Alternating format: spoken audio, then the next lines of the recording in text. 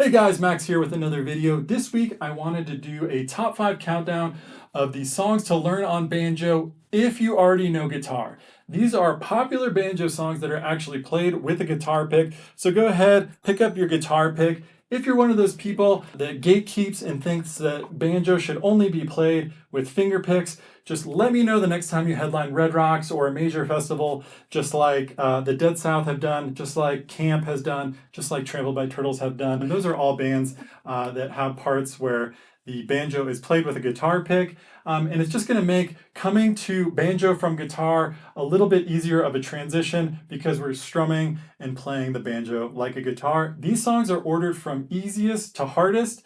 Here are my top 5 songs to play on banjo if you already know guitar.